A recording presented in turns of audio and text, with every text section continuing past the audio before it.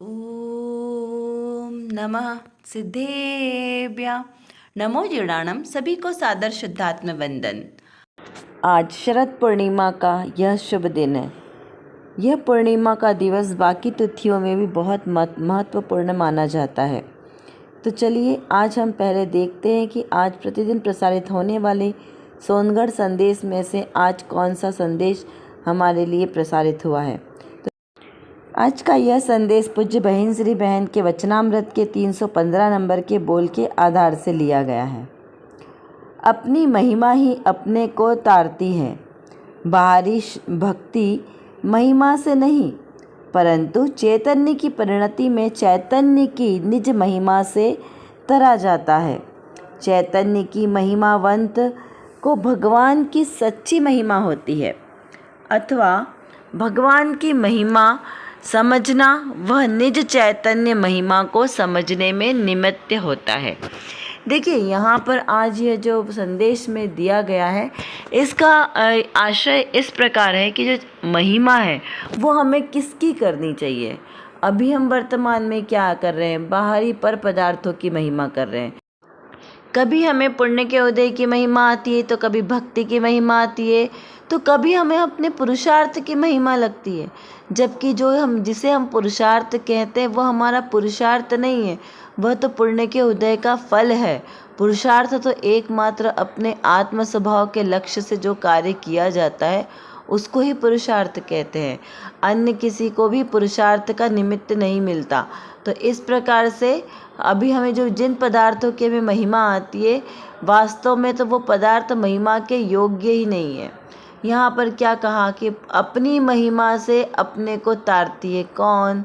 हमारी जो हमें अपने स्वभाव की महिमा आती है तब हमारे को ये बाहरी जो पाप के उदय पुण्य के उदय इन सब से जो ऊपर जो शुद्ध भाव है उसकी महिमा आना, उसकी प्रभुता को प्राप्त होना, ये सब तो हमें अपने आत्मा के लक्ष्य से प्राप्त होता है।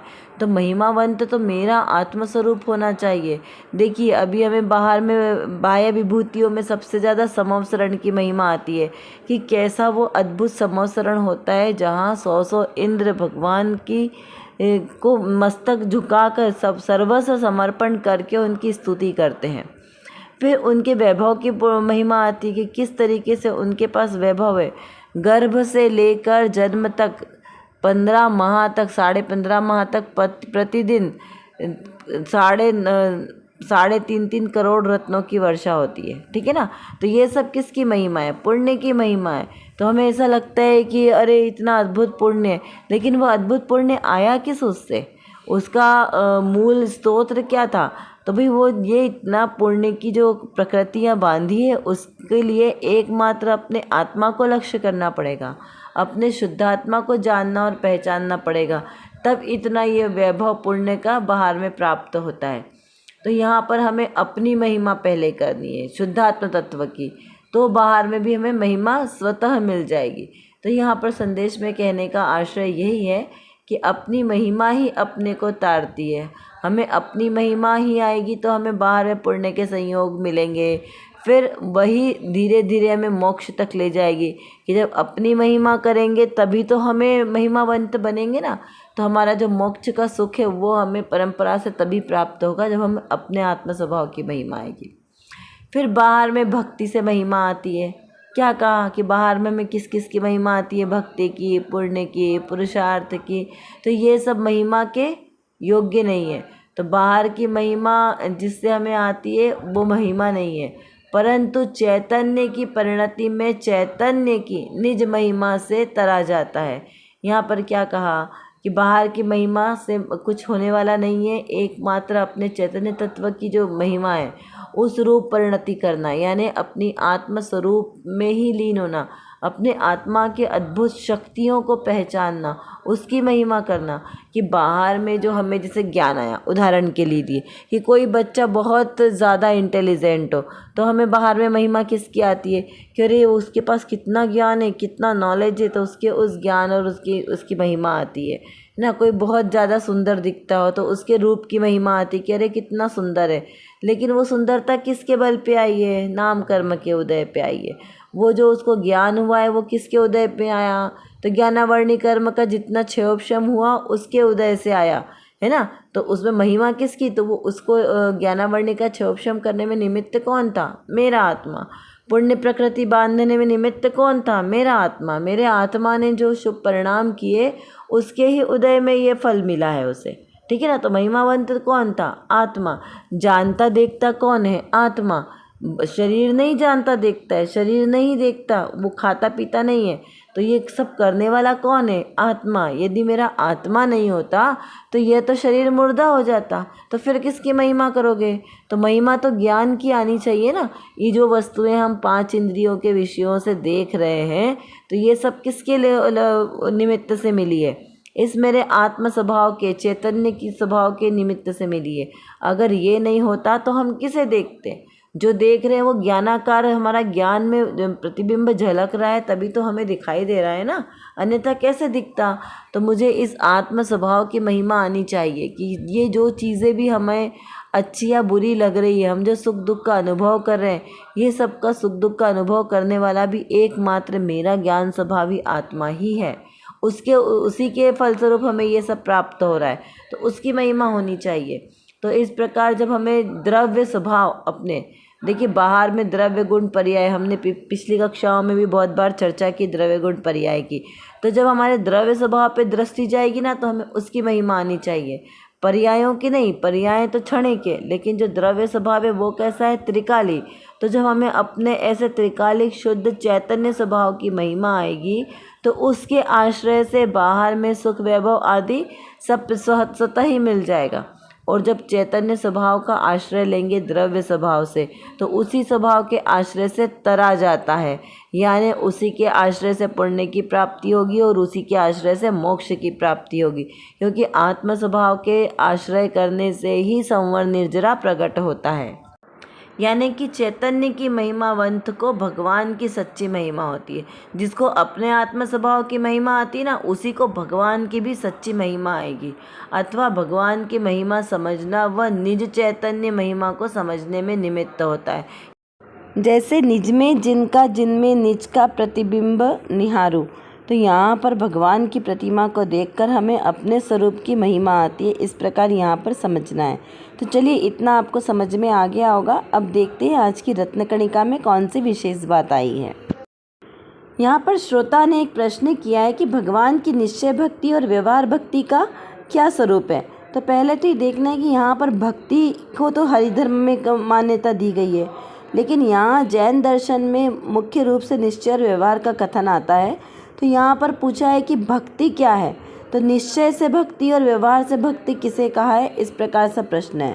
तो देखिए यहाँ पर समाधान करते हुए कहा कि जिसको सच्चे देवशास्त्र गुरु की पहचान होती है और उसको उसमें सर्वस्व समर्पण करने का जो भाव होता है, वह व्यवहार से भगवान का भक्त कहलाता है। देखिए जो व्यवहार भक्ति यानी कि जो उपचार से भक्ति कही है, और निश्चय भक्ति हमेशा अपने निज शुद्धात्मा के स्वरूप का अवलंबन करने से उसको उसके लक्ष्य से जो की जाती है उसे निश्चय भक्ति कहते हैं। किसे? आत्मस्वरूप की।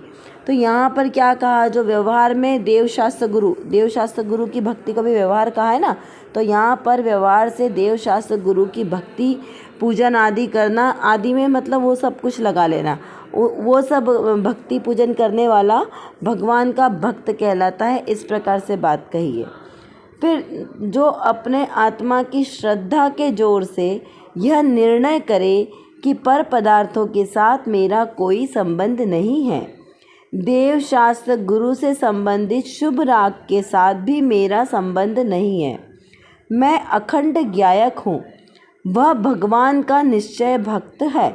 इस प्रकार से यहाँ पर निश्चय भक्ति को बताया। किसको कहा निश्चय भक्ति? जो एकमात्र, कम शब्दों में कहें तो जो एकमात्र निज शुद्धात्मा का अवलंबन ले, वह निश्चय भक्ति है। और फिर देवशास्त्र गुरु संबंधी जो शुभ राग भी आया, जिन दर्शन का शुभ राग, आचरण संबंधी शुभ राग, यह सब शुभ राग भी वह करते हुए भी यह माने कि यह मेरा नहीं और इससे अलग मैं कैसा हूँ, अखंड ज्ञायक हूँ। इस प्रकार अपने ज्ञायक स्वभाव की महिमा करे, उसका निर्णय करे, तो उसे भगवान की निश्चय भक्त उसे कहा है। फिर जिसके निश्चय से भक्ति होती है उसको व्यवहार भक्ति अवश्य होती है, और उसे सच्चे देवशास्त्र धर्म के प्रति उत्साहपूर्वक मन वचन काय से अर्पणता करने का भाव आए बिना रहता नहीं। देखिए यहाँ पर क्या बात आ गई। बहुत से लोग क्या है, इसमें स्वच्छंदता ग्रहण करते हैं कि अरे आपने बोला कि देवशास्त्र गुरु की भक्ति करना तो व्यवहार भक्ति, सच्ची भक्ति नहीं है, तो हम तो इसीलिए रोज मंदिर नहीं जाते और घर में ही बैठकर स्वाध्याय करते हैं। तो यहाँ पर ये स्वच्छंदता का पोषण होता है कि ऐसे नहीं होता है कि जिसको निश्चय भक्ति होगी उसी को व्यवहार भक्ति भी होगी। ऐसा नहीं है कि जिसको व्यवहार भक्ति पहले हो गई और उसको उसी में वो संतुष्ट है तो वो भी उसकी व्यवहार भक्ति नहीं कहलाएगी, वो तो क्या कहलाएगा, मात्र क्रिया कहलाएगी। और क्रिया का फल कितना है, 0। हमने पूर्व की कक्षाओं में भी सीखा है ना कि क्रिया का परिणाम 0, परिणाम का 100% और अभिप्राय का अनंत गुना। तो यहाँ पे क्रिया परिणाम अभिप्राय को भी लगाना। तो यहाँ पर देखिए जो निश्चय भक्ति कब होगी, जब उसको अपने आत्मस्वरूप की महिमा आती है, जब उसने आत्मस्वरूप का चिंतन मनन किया, अपने स्वभाव अखंड स्वभाव का ज्ञान किया, अपने चैतन्य स्वभाव को ग्रहण किया, उसका निर्णय किया, तो वह जिनेंद्र भगवान का सच्चा भक्त है। और जिसे ऐसे निश्चय भक्ति जिसे हुई है उसको बाहर में सहज ही सच्चे वीतरागी देवशास्त्र गुरु के प्रति उत्साह का भाव होगा, आदर का भाव होगा, जिनवाणी सुनने का राग होगा, पूजन भक्ति करने का अनुराग होगा। ऐसे ये सारे धर्म क्रिया के प्रवर्तन, साधर्मियों के प्रति वात्सल्य भाव होगा। ये सारे भाव उसे सहज ही आएंगे, उसे किसी को बोल के करना नहीं पड़ेगा, उसके अंदर में सहज ही भाव आएंगे। लेकिन वो यह सारी कार्य करता हुआ भी उसके अंतर में तो अपने चैतन्य की महिमा ही झलकती रहेगी। क्योंकि देखिए निर्णय होता है वन टाइम, ठीक है ना, वन टाइम निर्णय होता है। जैसे आपको बचपन से एक बार पता चल गया कि आपका नाम क्या है, जैसे मेरा नाम कहा, मुझे पता चला कि मेरा नाम सुरभि है, तो मुझे बार बार याद करना पड़ता है क्या कि मेरा नाम क्या है? नहीं, मैं कौन हूँ, कहाँ है मेरा घर, कहाँ है, ये सब मुझे एक ही बार में पता चल गया ना, बार बार उसको याद थोड़ी करना पड़ता है। तो ऐसे ही एक बार निर्णय होता है, फिर वो कहीं भी रहे, चाहे वो जागृत अवस्था में हो, चाहे वो निद्रा की अवस्था में, उसे अपना सब कुछ याद रहता है नाम। तो ऐसा ही जो मैं चैतन्य स्वभावी आत्मा हूँ, इसका जब एक बार पक्का निर्णय हो गया कि मैं चैतन्य स्वभावी आत्मा हूँ, अन्य सब परद्रव्य से भिन्न हूँ, तो फिर मुझे बार बार याद थोड़ी करना पड़ेगा, तो ये अपने आप सहज ही याद होगा। तो जो बाहर में हम देवशास्त्र गुरु के प्रति बहुमान भक्ति, पूजा पाठ, स्वाध्याय आदि कर रहे हैं, तो उस समय में, उस काल में भी मुझे अपने स्वरूप का ख्याल है कि मैं कौन हूँ। तो फिर चाहे मैं कहीं पर भी जाऊँ, कुछ भी कार्य करूँ, तीर्थ वंदना करूँ या ना करूँ, घर में एकांत में हूँ, तो भी मुझे अपने स्वरूप का निर्णय है, सच्ची श्रद्धान है, देवशास्त्र गुरु के प्रति सच्ची श्रद्धान है, अपने आत्मस्वरूप की सच्ची पहचान है। तो इसी को निश्चय भक्ति कहा।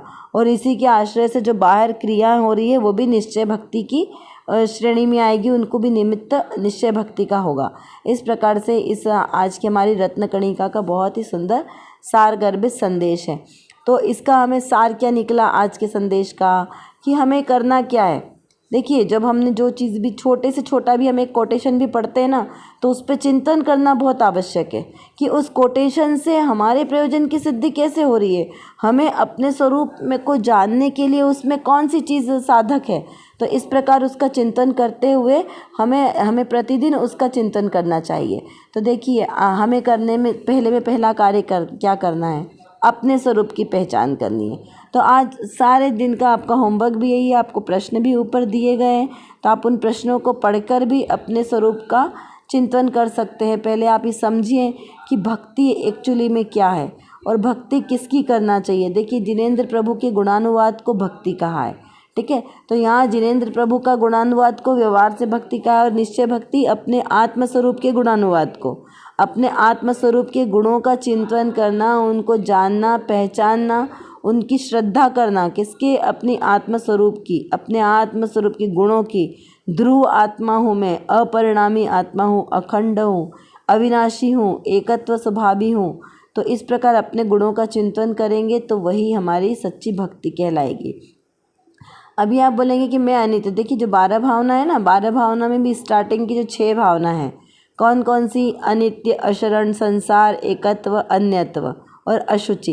ये 6 भावनाएं वैराग्य परक चिंतन कर देने वाली है। और बाकी की जो 6 भावनाएं आश्रव, संवर, निर्जरा, मोक्ष, बोधि, दुर्लभ, ये सब कैसी है? तत्व परक है। तो हमें चिंतन किसका करना है? वैराग्य परक भावनाओं का।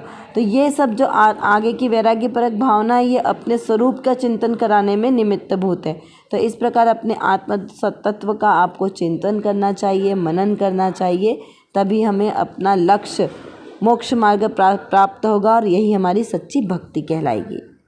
तो चलिए आज की हमारी कक्षा का समय यहाँ पर पूर्ण होता है। हम अपनी वाणी को यहीं विराम करते हैं। इसी प्रकार आप अपने तत्व चिंतन को बढ़ाते रहें, सम्यक दर्शन प्रकट करें।